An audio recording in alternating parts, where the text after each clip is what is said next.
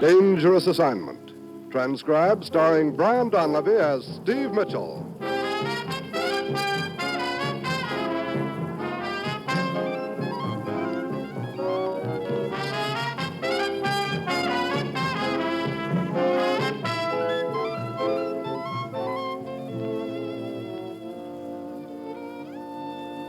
Yeah, danger is my assignment. I get sent to a lot of places I can't even pronounce. They all spell the same thing, though, trouble. But when I walk into the commissioner's office, I don't realize that this assignment's going to prove that trying to break up an information pipeline is no pipe.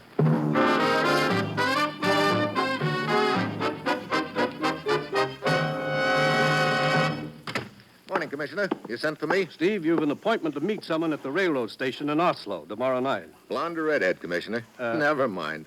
With my luck, it'll probably turn out to be a white-haired old gentleman. His name is Thorson, and he won't be expecting you. So what do we want with him? He'll be carrying a set of blueprints, Steve. Blueprints of a top-secret electronic computer unit designed by American technicians for the Navy's guided missile program. Are we sure he'll have the prints with him? Yes, we got that information from the man who stole the prints a week ago, Frank Amory. After what happened to him last night, he's been more than willing to talk. Oh? Oslo police found Amory in an alley, 3 bullet holes in him. Fortunately for us, he's managed to stay alive. Sounds like the old double cross, huh? Bullets for the payoff. Looks that way, Steve. Get over to the hospital in Oslo and talk with Amory. Get the information you need and grab Thorson. It's vitally important we recover those blueprints, Steve. Well, that's it. You've got your assignment. Good luck.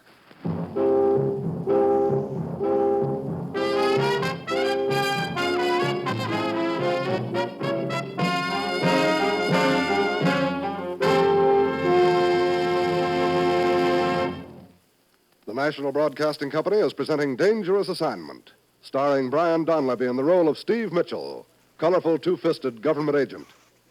At all those places of the world where danger and intrigue walk hand in hand, there you will find Steve Mitchell on another dangerous assignment. Here's a reminder about Thursday's entertainment schedule on most NBC stations. Yes, there's comedy fun with Robert Young, starring in Father Knows Best. Roy Rogers brings you Western adventure and songs from the OTRR Bar Ranch in Paradise Valley. Ralph Edwards presents another mad and merry session of Truth or Consequences. Then Eddie Cantor recalls his years in the entertainment world during his show business show. And Judy Canova invites you to mythical Cactus Junction for 30 minutes of fun. Yes, it's an enjoyable evening of great radio entertainment, so be sure to hear it all Thursday night on the NBC Radio Network.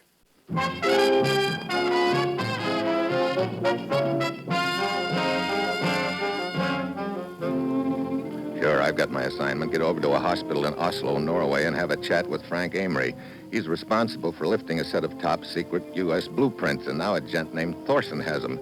It's my job to grab Thorson before he can pass them on to someone else. It's late Thursday afternoon when my plane lands, and half an hour later I'm at the hospital sitting at Amory's. Sure, Mitchell, you ask the questions. I'll tell you everything I know. First of all, Amory, I want a description of Thorson. Well, he's about medium build, 40 years old, just an ordinary-looking sort of guy. Oh, great. Look, what about this contact Thorson is supposed to meet? Do you know what he looks like? No, all I know is Thorson's to turn over the blueprints to someone at the depot tonight, 7 o'clock. The courier in turn hands over the blueprints to another contact in Copenhagen tomorrow night. In Copenhagen? At an amusement park. It's called the Aalborg Gardens. And then what? Hamburg, Germany. The last courier picks up the prints there at the Stubelplatz. A regular pipeline operation. Tell me, where did you meet Thorson? Last night. 10 o'clock at a cafe called Hervig's. It's not far from my hotel. You think a waiter would remember you? Owner of the place waited on us. Yeah, he might remember. Sat in one of the back booths, had coffee. Waited about half an hour, then Thorson showed up. That when you turned over the prints? Yeah, an envelope. Thorson didn't want to pay up until he'd examined the prints. I was supposed to go back to my hotel and wait for him there. But you never got to the hotel. Just to that alley. 3 slugs in the back. Didn't see who it was, but not hard to make a guess, huh? Dirty double-crossing rat. Okay, Amory. I guess that'll be all for now. Oh, by the way, the doctors say you'll pull through, all right? After what I've done, is that good or bad? Mind if I don't answer that one? Well, see you around.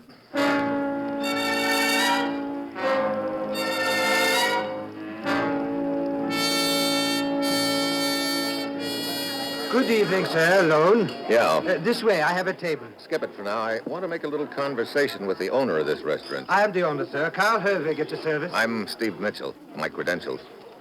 Oh, I see. How may I help you? How's your memory? Excellent. A most valuable asset in my work. Yeah. You had a customer last night, an American. Tall, blonde hair, wore rimless glasses. Yes. Yes, I seem to remember. I waited on him myself. Coffee. Do you remember the man who joined him at the table? Medium build, around 40? But of course, he comes in quite often. His name's Thorson. That I did not know. But you could point him out to me. Yes. However, I cannot say when he will be in again. I'm going to ask a favor of you, Mr. Hervig. Will you come down to the railroad depot and point Thorson out for me? Depot? Me? Now? An hour from now. But how can I leave the cafe? We are at our busiest at 7 o'clock. Really, Mr. Mitchell? I won't keep you long. Maybe 15 minutes. This man Thorson has something in his possession that belongs to my government. It's vitally important we recover it. I see. What do you say, Mr. Hervig? It won't take long. Oh, very well, Mr. Mitchell. I will go with you.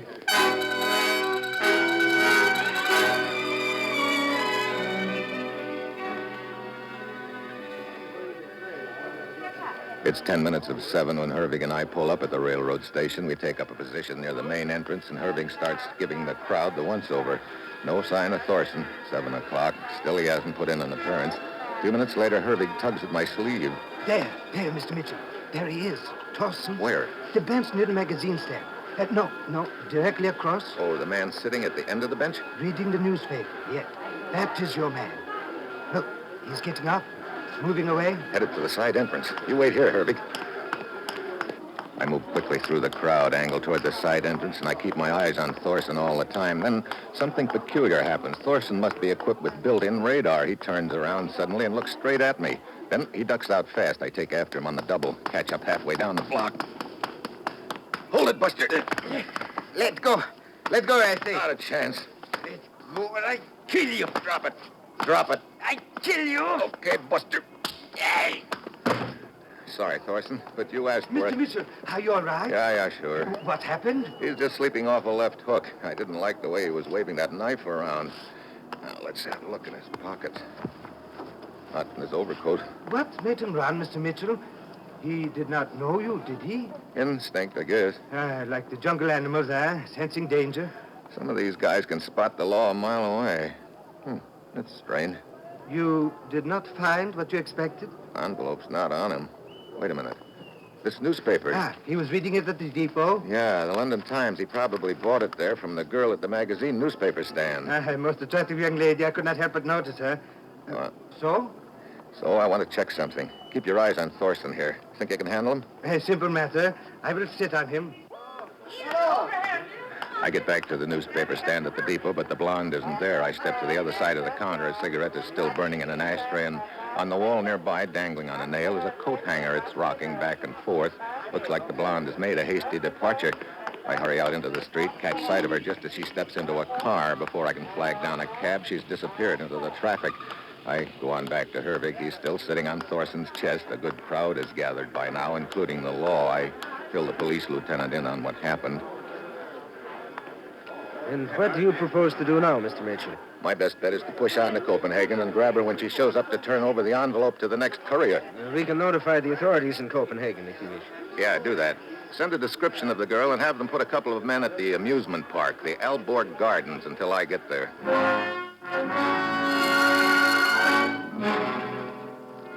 It's shortly after midnight when my plane sets down at the Danish capital. Captain Kolner of the Copenhagen police is there to meet me and hustles me over toward a waiting squad car. There's been no sign of the girl, Mr. Mitchell. My men were at the park until it closed for the night, about an hour ago. I didn't figure she'd beat me down here. Traveling by plane would be too risky for her. And there is a possibility she could be making the journey part of it at least along the Swedish coast by auto or train.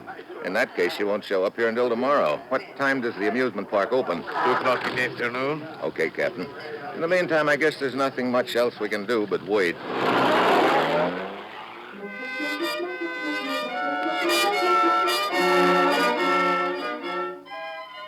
I check in at a hotel not far from the amusement park, and the next day Captain Colner picks me up shortly after 1 in the afternoon. We hustle over to the Alborg Gardens, take up a position not far from the entrance, and settle down to wait. Turns out to be a long wait all afternoon. Finally, just after nightfall, the girl shows up. Colner and I tag her inside the grounds. Look, Captain, we'd better split up. I don't want to get too close. She's apt to recognize me, but she doesn't know you. Well, why not pick her up right now? I'm afraid of it. After what happened at the railroad station in Oslo, she might be playing it safe. The railroad station in Oslo, she might be playing it safe. Oh, you mean she might not have the envelope with her? Yeah, sort of just testing the ground. You go on up ahead. Stay close to her. I won't be far behind. Right. Oh, you mean she might not have the envelope with her? Yeah, sort of just testing the ground. You go on up ahead. Stay close to her. I won't be far behind. Right.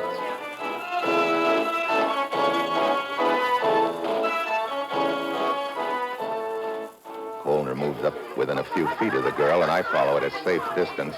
She just goes on strolling casually through the grounds, paying no particular attention to anything or anyone. 10 minutes later, she pulls up at the skating rink, sits down at a bench, and lights a cigarette. After a few drags, she flips it away, gets up, and starts in my direction. I have to duck out of the way fast. I slip into a narrow, dark passageway between two buildings, and that's when it happens. Something cracks me hard over my ear, and I sprawl headfirst into the weeds.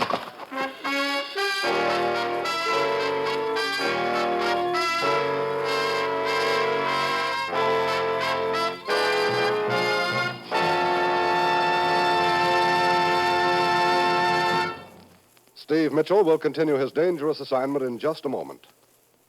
If you're one of the millions of Americans who daily drive their cars on our streets and highways, this message is for you. Safety is your job, and safe driving means driving within the limits set not only by the speed laws but also by road conditions. In good weather, when streets and highways are dry, it takes 12 car lengths to stop when you're driving 50 miles an hour. But when the road is wet and slippery, it takes a much greater distance to bring your car to a stop. So keep alert when you drive, take your tip from the professional truck driver, and remember that driving is a full-time job. Drive slowly enough to avoid accidents before they can happen. At 50 miles per hour, you're rushing towards an accident at 76 feet per second. So keep alert when you drive, watch for accidents threatening on the road ahead, and then slow down in time to avoid them. Slow down for safety's sake. And remember, only you can prevent accidents, and the life you save may be your own.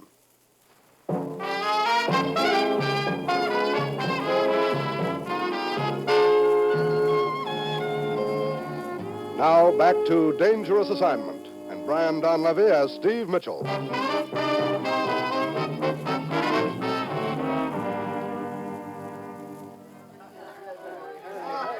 Mitchell! Mitchell! Eh? Oh, Captain Colner. Are you all right? Yeah, just a conk on the noggin. Did you see who hit you? No. He was between these two buildings in the dark. Looks like the girl got a little helper in the deal. Hey, what happened to her? I've been watching her. She's over by the gate. Wait, she's just leaving through the gate. Come on.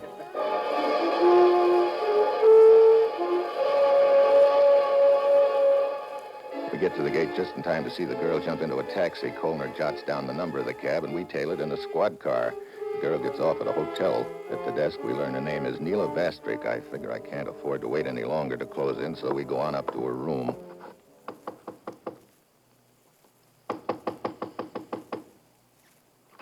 Yes? What? Oh, Hi, baby. Remember me? get out of here. We wish to question you. Who are you? I have never seen you before. Don't give me that. You saw me chasing a guy named Thorson at the railroad station in Oslo. That's why you took off from the newspaper stand in such a hurry. I do not know what you are talking No, about. then let me refresh your memory. Thorson passed an envelope on to you before I caught up with him. An envelope containing some stolen secret blueprints. Let's have it. I tell you, I do not know. I warn you, Miss Vastrik, it will go harder with you if you do not cooperate. I have no such envelope, and I know of no such envelope. We'll search the room, Captain. Can we get a police matron to search Miss Vastrik? At once. Go ahead, gentlemen. Go ahead, search. You know, she's pretty sure of herself, Captain Colner. That could mean she's already passed it on. Yes, but I'm certain she did not contact anyone at the amusement park. Wait a minute. The cab driver who picked her up and brought her here to the hotel. Of course. What cab driver? I do not know any cab driver. Oh, well, we'll soon find out. Captain, you got the number of the cab, haven't you? Yes, sir, I have. I wrote it down. We can find his address from the cab company. Come on. We'll put Miss Vastrig on ice at headquarters and then pay that cabbie a little visit.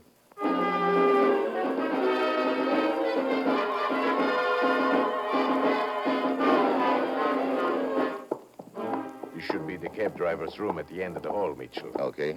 The cab company said he'd gone off duty half an hour ago. He should be here. Easy now. He could decide to play rough.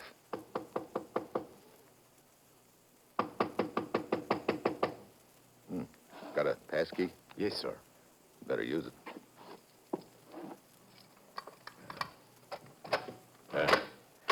All right. Quick now.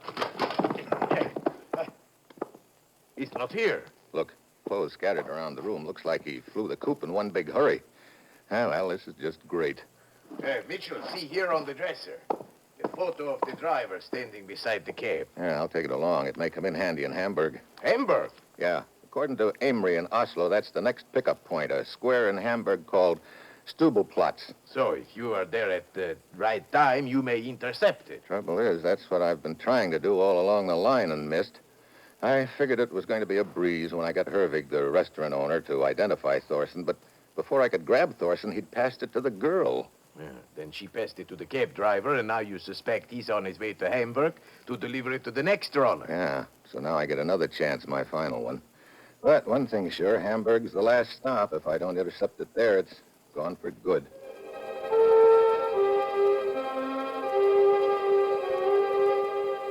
On checking the cab driver's photo at headquarters, we learn he's wanted for questioning in connection with a political killing, so Captain Kolner decides to accompany me, which is good news to me because right now I need all the help I can get. It's after midnight when we arrive in Hamburg. We head for the Stubelplatz, a square with benches and a fountain in the middle. At one end of the square is a large cathedral with a clock in the bell tower. 2 a.m. You think the driver could have beaten us here, Mitchell? I don't see how. We moved fast when we found out he'd cleared out of his room in Copenhagen. True. And the military plane got us here to Hamburg faster than a civilian airliner. That's right. We should be in time, all right. And this bench is partially hidden by the trees. From here we can see the whole square, so looks like we might as well get comfortable.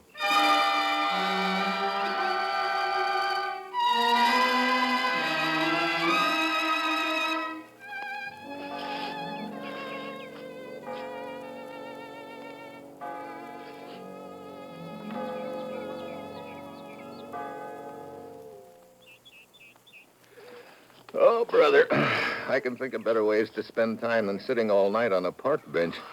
Yeah, that sun feels good. The square is sure empty, except for the pigeons. Mitchell, you suppose you could be mistaken about the transfer being made here? If I am, Captain, then I'm really cooked because this is my last lead. But we have no idea when this transfer's to be made. We could sit here forever. Yeah, I know. I'm beginning to get that nasty feeling in the pit of my stomach that something's gone wrong. Of course, if the cab driver does not realize you're on his trail, there'll be no reason for him to change the transfer point. Perhaps they've only been waiting for morning, in which case it could happen any time now. Yeah, still, these boys I'm bucking in this deal are plenty cagey. Could be the cab driver is on guard and will want to size up the area pretty thoroughly before he sticks his neck out. But this bench is fairly well concealed by trees and bushes. I wonder. What is it? Captain, suppose you were the cab driver. Where would you go if you wanted to get a good look at the whole square? Wait. The bell tower of the cathedral. Sure, a bird's eye view. Just a hunch, but I'm going to follow it up. Captain Kolner stays put while I ease out of the square. I circle the block, come up behind the cathedral, and slip in a side door. And real quick, I find out my hunch was right. I duck and the slug whistles over my head. It's dark and shadowy inside, but I've spotted the flash. I keep low and start circling quietly. Pretty soon I spot the cab driver over against the wall near the narrow stairway which leads to the bell tower. He's looking for me, but in the wrong direction. I come in at him from the side, fast. Too late.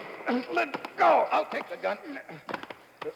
Now, just stay put a minute while I see which pocket you've got that envelope in. Yeah, here we are. Well, how did you find me? Well, it's a long story, but let's just say it had a happy ending for me. Hey! Stand still, Mitchell. What? Drop your gun. Hervig. I said drop it. That's better. Well. So the restaurant owner who was so willing to help by identifying Thorson at the Oslo depot turns out to be the big boy in the deal. Exactly. You and Thorson were in it together, but you decided to give him the double cross just like he gave Amory, huh? Not bad. Thorson and I were not working together. I see. Well, it makes more sense that way. You know, that probably means you shot Amory. Yes.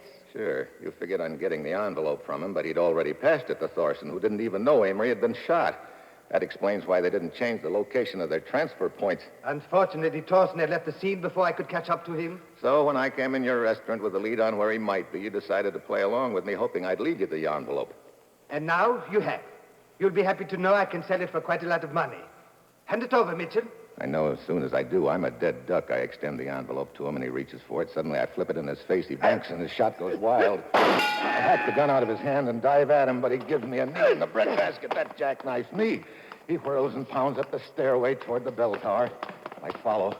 The stairs wind around and around the inside of the tower. Halfway up, I stop and listen. Yeah, he's still climbing. I keep going, getting nearer to the top. I can see the steps end at the narrow catwalk, which runs around the big bell at the top, just under the catwalk. I stop again to listen. No sound. Somewhere up on that catwalk, he's waiting for me. I ease up the last few steps slowly. Just as I get my head above the catwalk, I spot his foot coming at me. I duck and grab his ankle and twist. It throws him off balance. He dives across at the opposite catwalk, but he doesn't make it.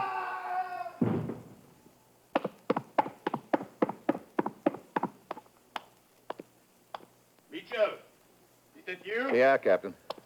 Oh. And the envelope? Right here, lying beside what's left of Hervig.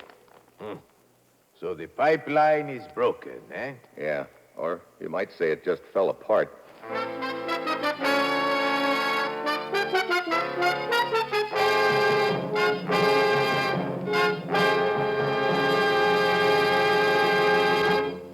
Our star, Brian Donlevy, will return in a moment. If musical entertainment is high on your list of enjoyable radio programming, then NBC's Monday Night of Music was designed especially for you. When you set your radio dial to most NBC stations on Monday evening, you'll hear such stellar programs as The Railroad Hour, The Voice of Firestone, The Telephone Hour, and The Dinah Shore Show. The Railroad Hour presents Gordon MacRae and guest stars in memorable operettas. Howard Barlow conducts the orchestra and chorus on The Voice of Firestone, and the program always features the finest musical artists. The Telephone Hour brings you the music of Donald Voorhees and the Bell Symphonic Orchestra, as well as famous guests from the realm of music. Also on Monday evening, you'll hear the new Dinah Shore Show. Dinah now brings her singing talent to the NBC radio microphone twice each week, every Monday and Friday. Remember to join us for the new Dinah Shore Show. Make it a date to be one of the millions of people who each Monday evening enjoy NBC's musical program schedule.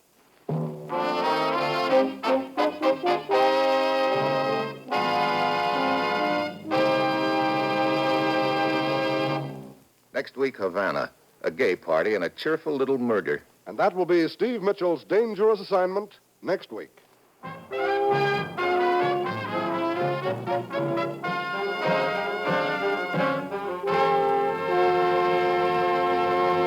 Included in tonight's cast were Dan Riss, Jan Arvan, Paul Frees, Tom Holland, and Gigi Pearson. This is John Storm speaking.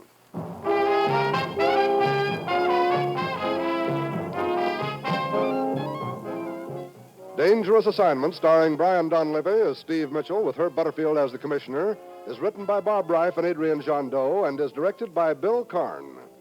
Be with us again next week at this same time when Brian Donlevy, starring in the role of Steve Mitchell, will embark on another transcribed Dangerous Assignment.